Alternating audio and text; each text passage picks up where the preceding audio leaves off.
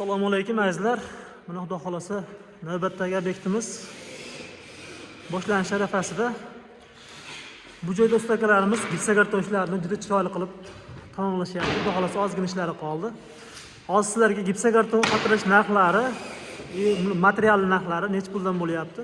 Shu haqida ozgina ma'lumot berib o'tamiz. Ustaga hormang endi. Charchamayapsizmi? Mana ustagamiz. Endi buni bir narxlari bilan, materiallari bilan tanishtirib o'tasiz. Narxlari xizmatini. Gipsagartonni xizmati necha puldan bo'lyapti? Liskami, kvadratkami, qanaqa qilyapti? Shuni aytsangiz. Fasllarda bo'lsa qimmatroq, arzonroq.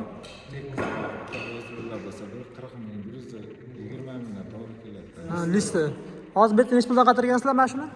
Bu yerda 180 mingdan patologini qatirganmiz. Mana azizlar ko'ringlar, 180 mingdan patologiya qatirilgan. Ustagamiz dizayni ham o'zi bo'lgan. Bu yerda to'yxonaga dizaynni ham o'zlari yaratishgan, mana ko'rishlaringiz mumkin. Juda chiroyli qilib yaratishgan, dizayni juda chiroyli chiqqan. To'yxonaga yarashgan rosa. Devorlar necha puldan bo'ldi ustaga buni? Devorlarning tekis joylari akamizga 120 ming so'mdan beryapti. 120 ming so'mdan listi bo'lyapti. Reykalar necha puldan oldilar reykani? Reykani 6200 so'mdan to'g'ri keldi. To'rguchli. To'rguch reykamiz 6200 so'mdan reyka. Gipsagartonlarimiz listi necha puldan oldilar? 34 ming so'm. 34 ming so'mdan gipsagarton olingan akalar. Gipsagarton nechta ketdi tolshikka? 270 tacha ketib qolyapti. 200.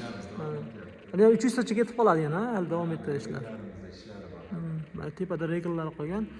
300 tacha reyka ketyapti, 3000 metrga ketyapti.